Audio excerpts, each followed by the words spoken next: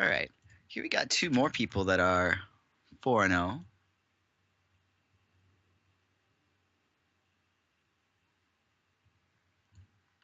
I haven't seen either of these players yet today. Bobinchese and Scrawldawall, both looking to also end round 5 with 5-0.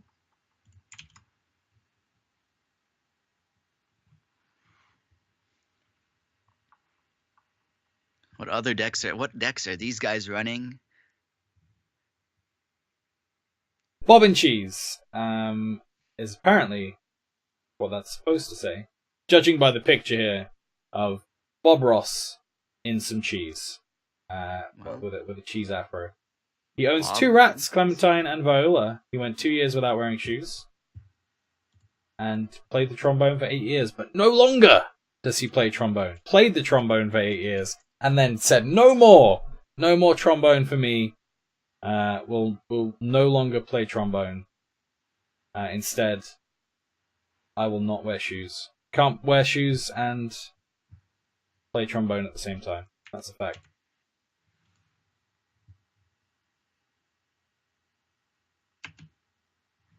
Alright, game is loaded. And we have a shard mirror, but definitely not the same type of deck mirror.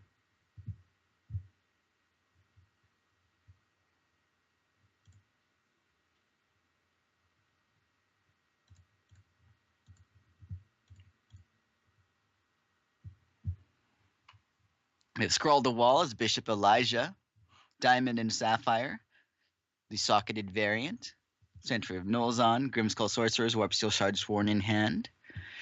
Bobinchese is playing Cassia Golden Light, has an Evaporate, a Cosmic Calling, and a couple of troops, Thunderfield Seer, and a Cyclone Shaper. Indeed. And this is the Cassia Golden Light deck we've been seeing a little bit. Jeff playing it. We saw it in a little bit earlier on as well, but Jeff's matches in particular, we saw the deck go off to its full potential. And sockets again, 2 tacticians. None of the really big players in the socket deck for Scrawldawall. And not really Scrawldawall. And besides the Fate, we've not really any way to draw into more of the deck at the moment.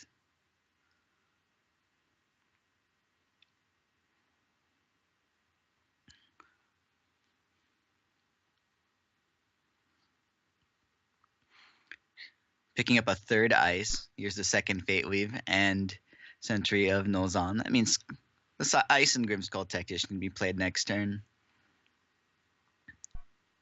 Yeah, there's some quick stuff that can happen here, but without the Animus, without the MC, without the potential big guys in this deck, it's going to be a little awkward to actually push damage through here that's meaningful before this deck goes to town. It's probably time for Cyclone Shaper here. It is. That's 2 troops out. That means Arcane Focus is free. That means both Cosmic Callings are free with Mobilize. Draw a card, and that card has Mobilize also. Is that a Mobilize Cosmic Calling? How silly.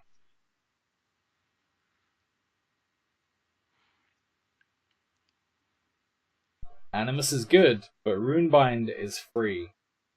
And he doesn't play the Animus.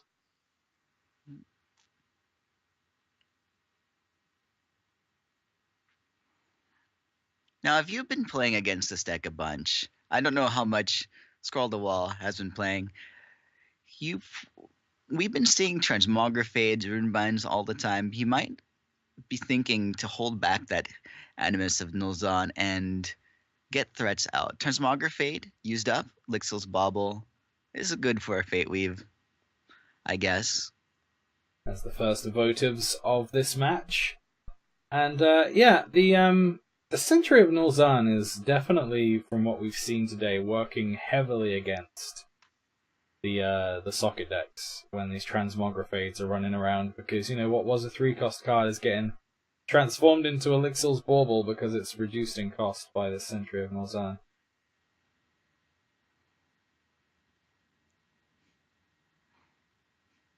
Now with Light the Votives used twice, there's some Candlekin in play. Runebind actually used on the Elixir's Bauble to turn it back into Grimskull Tactician. It will. In fact, this will exhaust both the Candlekin. That'll be a 6 damage swing potentially this turn. Only 3. But yeah. only 3. It's an effort to get the blockers out of the way, right? When this buff is happening. Trying to get that meaningful damage through that honestly I just don't think is gonna be happening here today. Like, we should see something in response to this Warp Shield Stars one. Transmogrifate on Animus. Turns into Spiritbound Spy. No buff to the deck. But a couple more socketed troops in play. Warp Shield Sworn. And more Grimskull activations. They're not needed here, but might as well. I think they're all targeting Cyclone Shaper. Just like, you're very exhausted. You are so tired. Just get some rest and you'll ready next turn. The last card in Scrawldawall's hand. Another ice. Fate Weave another card. Get that 4 damage through. Cast the Golden Light. Still at 29 after. Would have been at 29. But no Evaporate just used up. Why not? No Flight on Scrawldawall's side. Runebind even used up. And Bobinchese picks up Psychic Ascension. Here it is. I'm a Paragon. Ooh, what a hit. What a hit there. Lanapul's Sight is going to replenish that hand. And did you know that Bobinchese just played Psychic Ascension and he's at 3 resources? That's all you need. Yeah, that is all you need. Apparently, for this deck that runs 1-cost actions in their droves.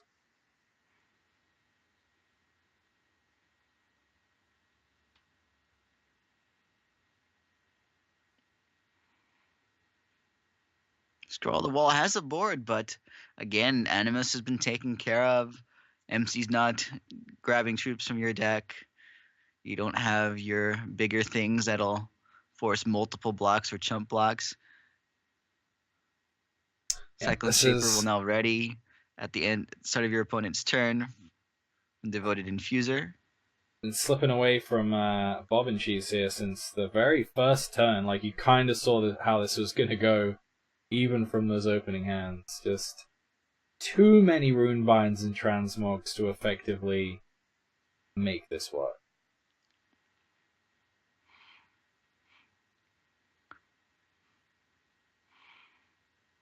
Well, Scrawldawall still has troops that are generally bigger. And even Dust Cloud used on a Candlekin to block and kill one of the Warp Steel Shard Sworns that are 2/2. Here we go. Heart's Whisper, withdraw a card, and a Vanquish on the other side there.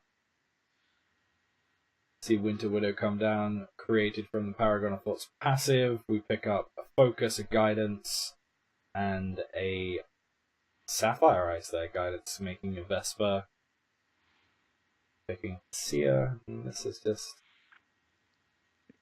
It's card advantage all the way down for Bobinchese. It is in the hand and on the board. Every time you play an action, get a troop. And pretty much every action is drawing extra cards too. Going through the motions, creating more troops. Eventually they will get through. Scrawldawall needs to draw something very good, but still has to get past that Runebind.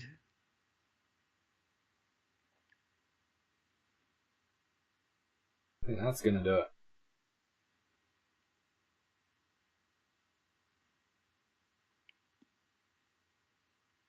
Deathless Infiltrator.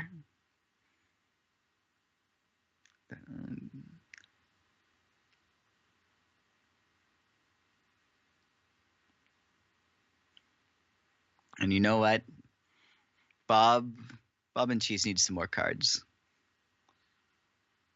Exhaust 3 troops, 3 Thunderfield Seers to draw 3 cards, would consult the Talon. And here we go. Hands refilled. Cyclone Shaper's still there, creating random actions that create random troops.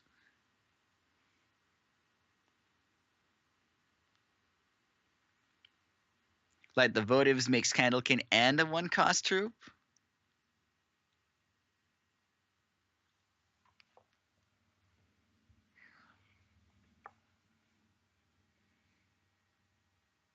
We have Poet of Galaki too from the Consult the Talon.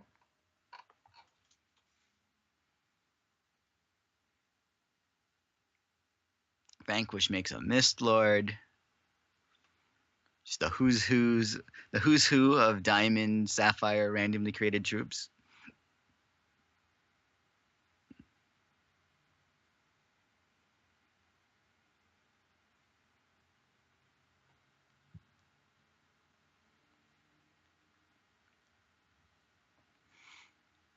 Cyclone Shaper can get in for 3. Bishop Elijah slowly getting whittled down to 12. It's not to say that Scrawldawall doesn't have an answer, but I'm hard pressed to find out what it might be and how it's going to get past this Runebind.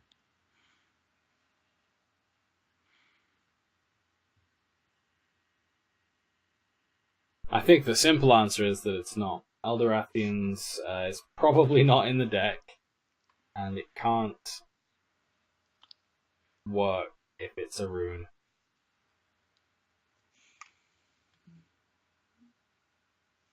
Elijah here actually working fairly well with the interesting choice, I must say. But working fairly well with the Sentry of Nolzam, reducing the cost of all of those in every zone. Means that potentially you can pick up 3 costs that have been reduced to a 2 cost, and 4 costs that have been reduced to 2 cost via multiple sentries, bringing back those Animuses later on. You see a 7/5 flyer here thanks to double Fate Weave. But it's not going to make too much difference, I think. The damage has been done. The heals have been dug in, and it's a lethal backswing.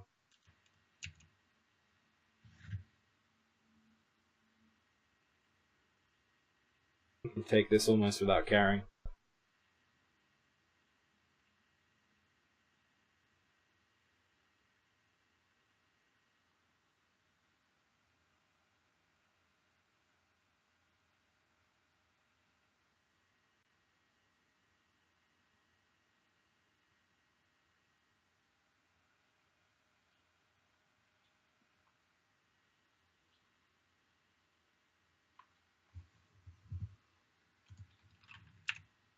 Potentially, it's not going to matter too much, but potentially there is a chance for infinite Thunderfield Seer activations from that Mist Lord too.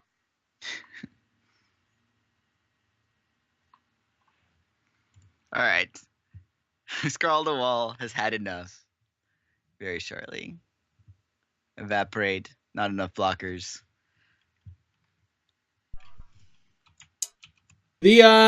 The Sapphire Diamond Votives deck is putting in some real work today, and even if it doesn't take the crown, I think it's done enough to become a very popular deck by the time next week rolls around. It has definitely left its mark already.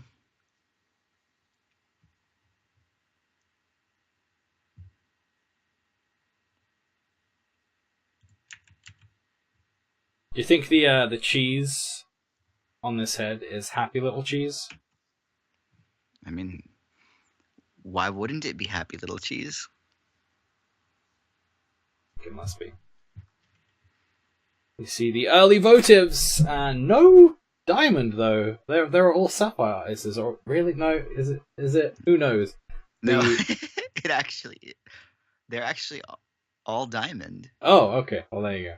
We've been fooled.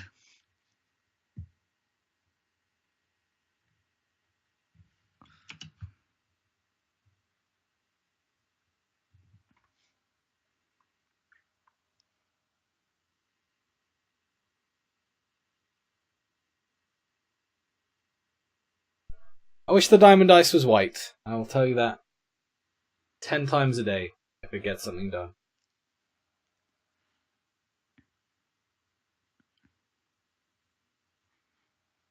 Just to hammer home that point, all 4 of the Diamond Ices in Bobinchese's deck have been in his hand.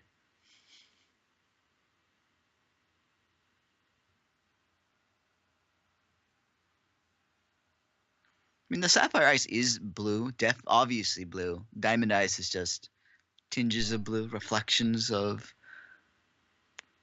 pale bluish ice. It's definitely blue. Light the votives coming down, making a little candlekin ready for next turn. That's going to be a potentially going to be a Cyclone Shaper next turn, and there is some big stuff happening on the Elijah side of the board. We've got Animus and Double Infiltrator. Does he play the Animus this turn, or is he going to hold up into the unknown? These are the questions I ask. He doesn't do either of those things. Goes for the very reluctant to put Animus down. Just not interested in even taking the risk that there is no transmog in the opponent's hand. Shaper's down, and you know what that means? That means votives for free and Consult the Talon for free.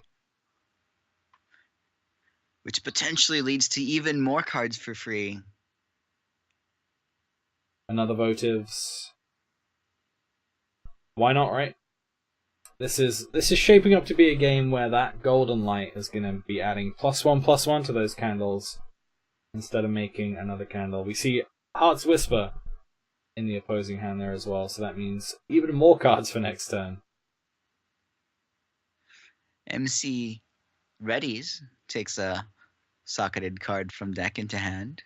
Yes, there's 2 Animus there now too, so things have shaken out a little bit better this time. The Shaper's now gone, so those insane combos have been thwarted, but this means that no troops are being played this turn, and there are already 6 candles on Bobinchese's side of the board, and potentially a few more.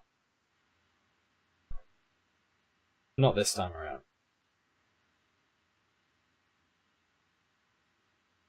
Cosmic Calling potentially pick up a Votives here. No Votives, but another Heart's Whisper. Golden Light popping some pluses all around onto those candles.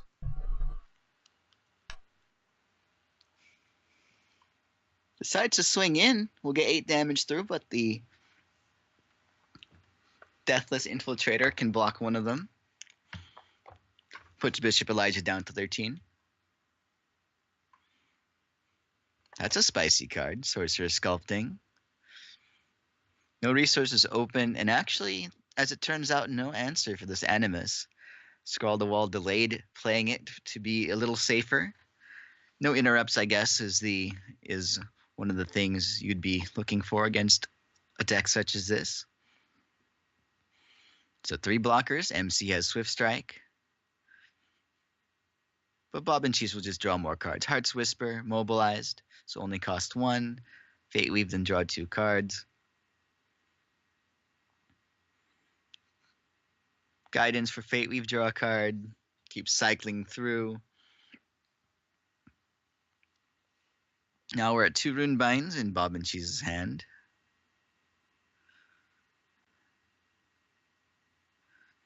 Animus is a good Rune Bind target. We'll force Scrawldawall to draw a resource somehow to get it back.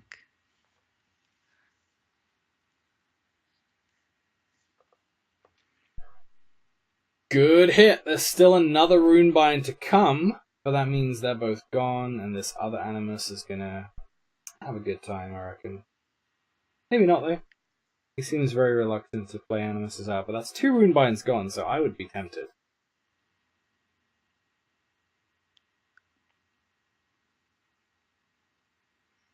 Goes for the Robomancer with Berry.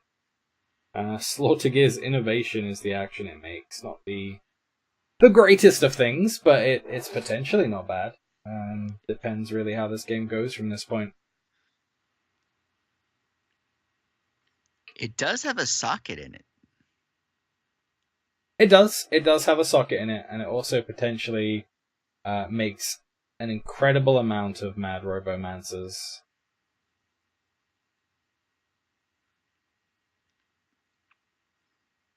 There's still only 2 blockers and 5 big Candlekin. Looks like they are all going in. Another Candlekin.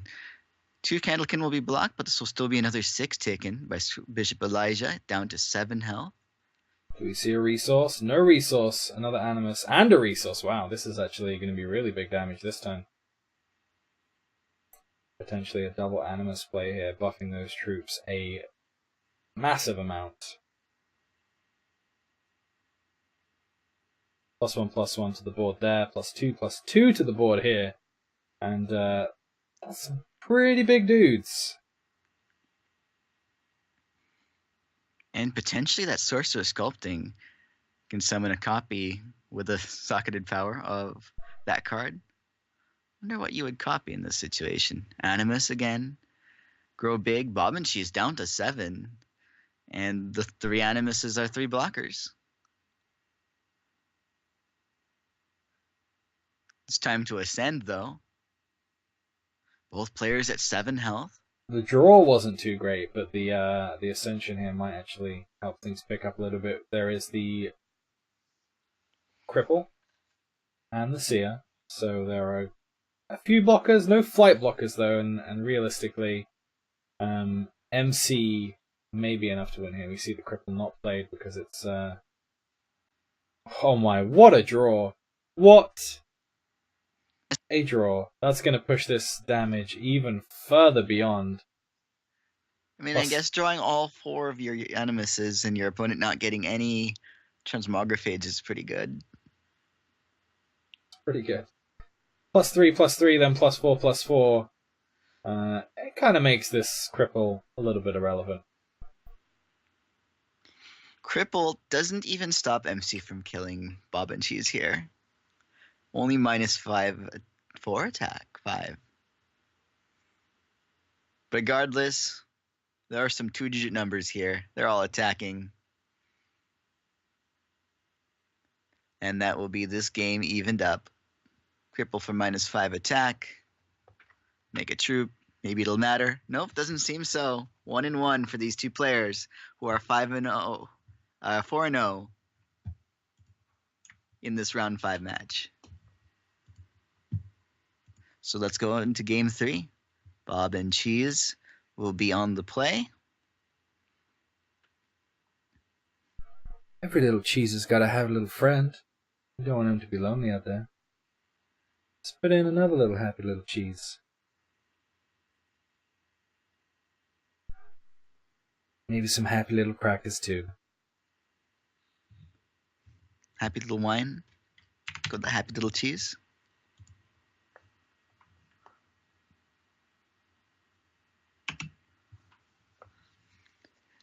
Game 3 is loaded up. Cassia Golden Light and Bishop Elijah. Ooh, that's a nice looking hand for Bobinchese. No diamond though this time, unless that sapphire ice is a diamond ice. Sapphire ice. Could be either at this point. Diamond really opens this hand up, and he has the double threshold for the Cyclone Shaper, so Thunderfield on turn 1, and maybe some spicy little diamonds coming out. Although actually, maybe the Sapphire Ice comes in first here, in the hopes of putting a resource on top to get that diamond on the go as well. I mean, Scrawldawall has the same problem. Both of his thresholds are diamond.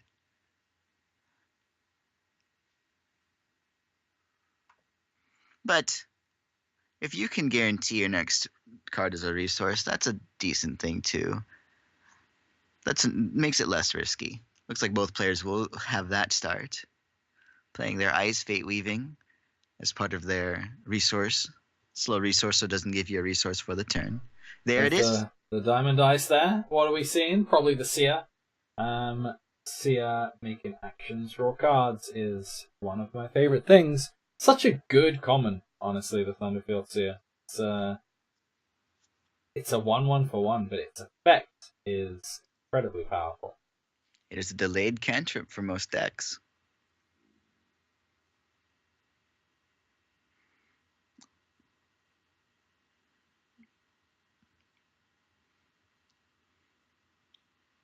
turn to MC with that major gem that gives flight and swift strike. There's the Shaper, and no answer for it. Votives down for 0 cost means 3 dudes on board. Guidance for 0 cost as well. Gonna pick up a non-shard, probably that's a focus, so that means another free play here. That's many cost points off of that potential Psychic Ascension. We see Consult the Talent here, that's also free. Plays that for 1 here, but the 1 is reduced to 0. That brings up a Guidance, a Heart's Whisper, and another Psychic Shaper for that. We're going off. No additional troop right now to play the Cosmic Calling, but we found Psychic Ascension. That'll have its cost reduced quite a bit over the next turns or so. But that turn is done. Bishop Elijah takes his turn 3. Into the Unknown is the play. Very, very timely play considering the other one in hand here. It was empowered, though, to protect it from Into the Unknown, I would imagine. Which is pretty smart, honestly. Yep, the empowered version of a card is considered a different card name, and Into the Unknown affects all cards in all your zones with that card name.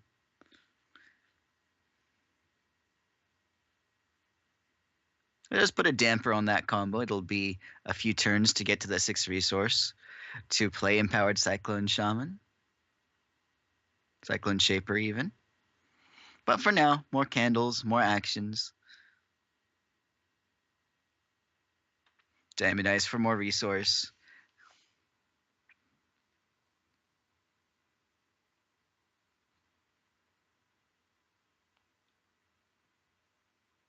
And Runebind on MC, turning it into a rune, stopping it from pulling random socketed troops from deck. Stop that card advantage from the Diligence. And potentially, if a resource weren't drawn, slow down any sort of immobilize shenanigans. But it's back, and so is Animus, followed by Warpsteel Shardsworn, followed by it summoned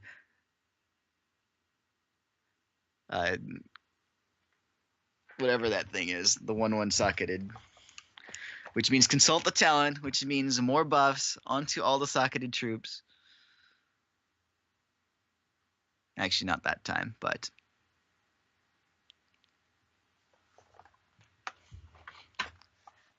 play goes back to Bobinchese.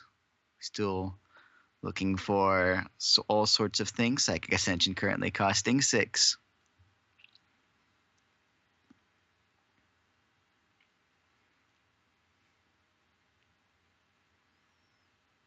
Golden Light making another Candlekin here. Good damage on Scrawldawall's board here. And nothing really that's going to help Bobinchese stem the flow here once this starts going off. The Runebind is there, so the Runebind potentially helps him out against the MC here, but not for too long. Wow, this is just getting bigger and bigger. I'm actually surprised here that the foothold has been obtained.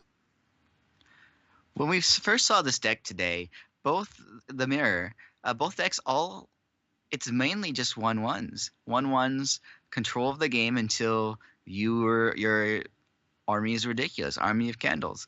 But here, the socket deck just plays socketed cards. They start out small, but a single Animus of Nolzon has done all of this. So lack of Transmografate or any other way to deal with them has been really hurting. Runebind will turn MC into a rune.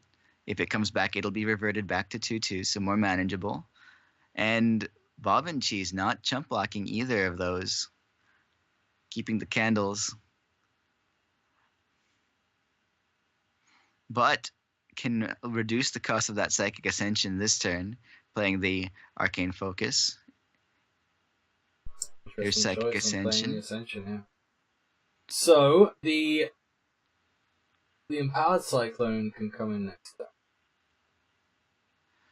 But does it solve this turn? Lapidary can take a troop. It's not going to. There's nothing to do. I think this is a big jump block turn just to live. But is it even just to live? There are way more than 6 attackers there. and Well, they there's are really all. only one more on the ground at least, so it's going around the sides here. Just one extra troop though. If he didn't have another socket troop, it wouldn't have been lethal. It would have been one away from lethal. So I guess that was the risk to take. But it's done. The socket deck has bested the Crazy Votives deck on the back of basically getting all the Animuses